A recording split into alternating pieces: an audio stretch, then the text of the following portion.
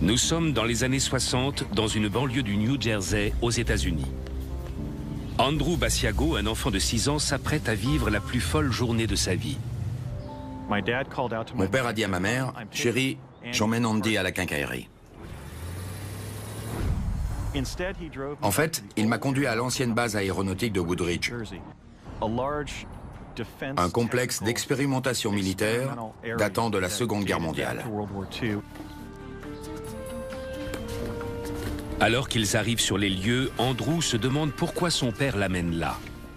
Je ne comprenais pas ce qui se passait. Le père d'Andrew le conduit jusqu'à une pièce dérobée. Ce qui se trouve à l'intérieur ne ressemble à rien de ce qu'il a vu. C'était très étrange. Il y avait essentiellement 2 arceaux de 2,50 m de diamètre, situés à 3 mètres l'un de l'autre. La machine dépasse l'entendement d'Andrew. Son père a cependant l'air de savoir parfaitement à quoi s'en tenir. Mais à quoi sert cette installation? Mon père a demandé à un technicien de l'allumer. Sous les yeux d'Andrew, les arceaux se mettent à tourner, générant un étrange flux énergétique. On aurait dit de l'eau coulant d'une fontaine. C'était très beau, comme un champ de force scintillant. Alors que le champ énergétique gagne en puissance, le père d'Andrew fait une chose incroyable. Il demande à son fils de lui donner la main. Ce qui se passe ensuite défie l'imagination. On a compté jusqu'à 3, et tout à coup, on a traversé le champ énergétique. J'avais l'impression de bouger. Il y avait une lumière au loin qui se rapprochait de plus en plus vite. Quand elle nous a atteints, nous étions ailleurs dans le pays. Mon père ne m'a pas dit où on allait. On a parcouru 3200 km à travers l'espace-temps dans un vortex qui nous a conduits face au Parlement du Nouveau-Mexique. Ce témoignage est surprenant. 2 humains se seraient-ils déplacés en quelques instants du New Jersey au Nouveau-Mexique? Qu'est-il arrivé à Andrew et à son père? Ce récit n'est-il que le fruit de l'imagination d'un enfant de 6 ans? Basiago ne voit qu'une seule réponse. Je crois que je me suis téléporté. C'est un peu comme traverser un tunnel automobile à 15 000 km/h sans personne sur la route. On s'est déplacé physiquement dans un vortex de l'espace-temps. Le père d'Andrew a-t-il mis au point la première machine à téléportation? Si c'est le cas, que compte-t-il en faire?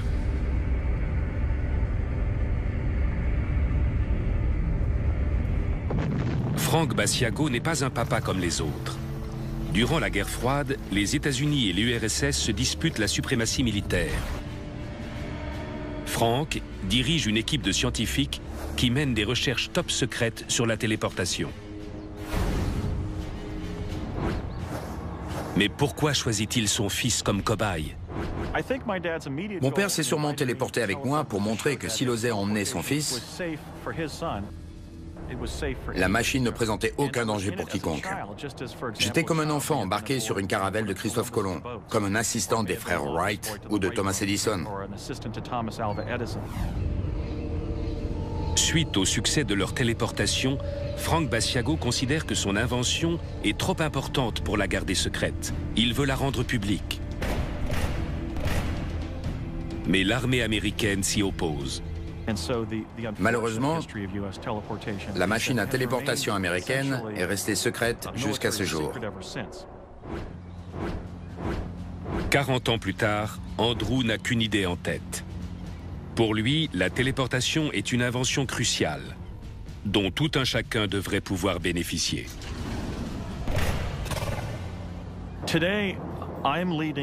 Je veux faire éclater la vérité. Le gouvernement américain doit lever le secret sur la téléportation qui relierait entre elles toutes les grandes villes du monde. J'ai l'obligation morale de raconter mon expérience et de dire la vérité sur ce qui a été un tournant décisif dans l'histoire des sciences appliquées. C'est à ce moment que l'humanité a découvert le voyage spatio-temporel. Je témoigne parce que j'ai le devoir historique d'informer mes contemporains.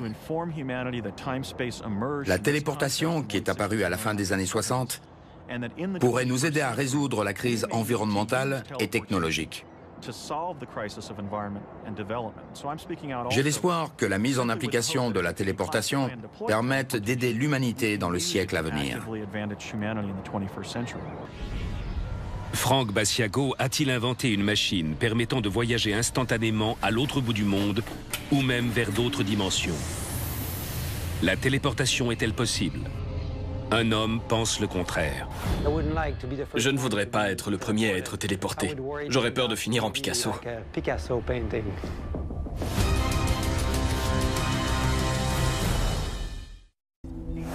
Raymond Laflamme est physicien. Pour lui, la téléportation appliquée au corps humain est un fantasme.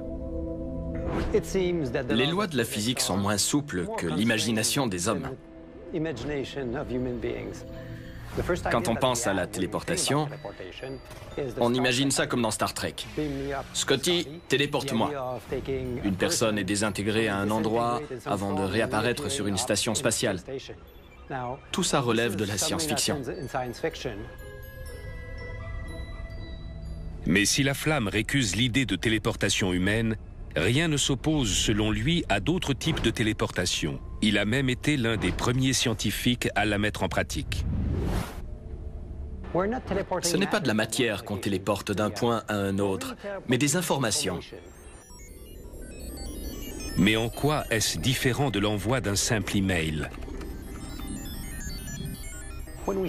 Quand on envoie un email ou qu'on téléphone avec un portable, l'information part de l'émetteur et traverse physiquement l'espace la séparant du récepteur. À l'inverse, Laflamme parvient à transmettre une information à distance sans recours à aucun moyen de télécommunication. Ce qu'on a téléporté d'un point à un autre, c'est une particule élémentaire d'information quantique, un qubit. On l'a déjà fait par résonance magnétique, avec une information passant d'un atome, d'une molécule à une autre, mais aussi en optique. L'information quantique passe d'un photon à un autre, situé à quelques kilomètres, avant de revenir à son point de départ. On arrive à téléporter des informations jusqu'à quelques kilomètres de distance. On en est là à l'heure actuelle. Voici comment ça marche. Selon les lois de la physique quantique, deux particules minuscules séparées par une grande distance peuvent être connectées. En téléportation quantique, de telles particules peuvent littéralement être à deux endroits en même temps. Cette téléportation, c'est fascinant. En physique quantique, un élément semble disparaître à un endroit et réapparaître à un autre. Ça nous semble magique, car on n'y est pas habitué. Une fois qu'on aura mis en application la téléportation et l'intrication quantique, on trouvera peut-être ça très banal. Mais à nos yeux, c'est encore très étrange. Cette technologie pourrait servir très bientôt à communiquer instantanément avec des vaisseaux spatiaux, même très éloignés, ou à envoyer des messages confidentiels impossibles à intercepter. On commence à peine à comprendre le fonctionnement de la téléportation quantique. On peut donc téléporter des informations. Mais le récit d'Andrew Basiago signifie-t-il que cette technique est applicable aux humains? Laflamme en doute. Il doit en savoir plus long que moi s'il a réussi à faire ça. Je ne voudrais pas être le premier à être téléporté. J'aurais peur de finir en Picasso.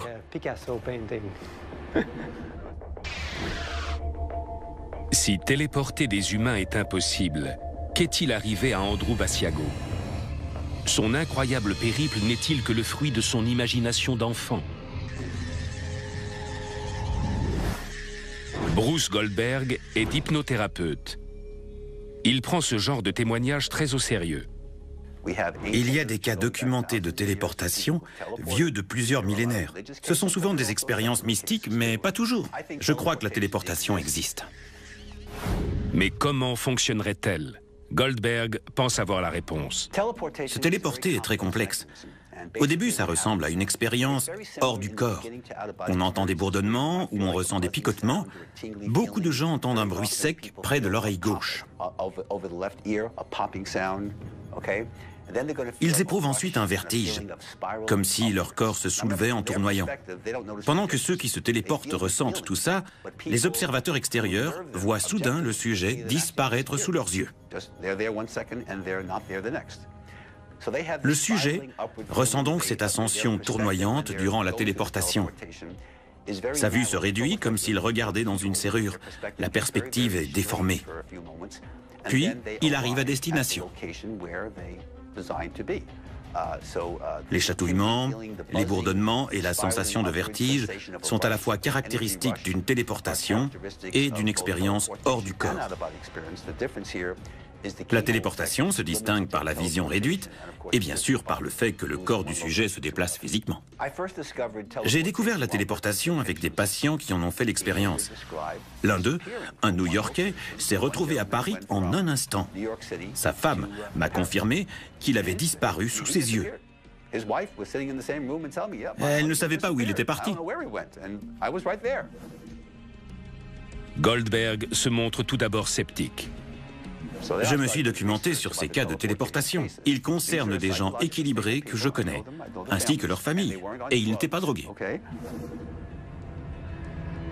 En les interrogeant plus en détail, Goldberg s'aperçoit que ses patients font des descriptions très détaillées de leur téléportation et qu'elles ont toutes un point commun. On traverse d'abord un genre de tunnel et tout à coup on se retrouve ailleurs, face à des gens qui sont exactement comme nous. J'en ai même croisé que je connaissais. Les gens qu'ils rencontrent seraient en réalité des répliques d'eux-mêmes. Les similarités de ces récits amènent Goldberg à une étrange conclusion. Quand on se téléporte, on quitte cette dimension pour en rejoindre une autre. Des mondes parallèles existent en marge d'une autre, dans lesquels vous avez le même ADN que dans celui-ci. Les patients de Goldberg sont-ils aspirés dans une dimension parallèle ou sont-ils confrontés à leur sosie? Des répliques exactes de chacun d'entre nous peuplent-elles ces mondes parallèles? Avons-nous accès à ces réalités alternatives? Bruce Goldberg est convaincu que les possibilités sont à couper le souffle. Mettons qu'il y ait quelque chose dans votre vie auquel vous ne puissiez rien changer, comme une maladie incurable, un casier judiciaire ou une amputation. Il y a un monde parallèle où ces choses n'ont pas eu lieu. Plutôt que de se suicider ou de vivre mal, vous pouvez rejoindre une dimension où votre vie est bien meilleure.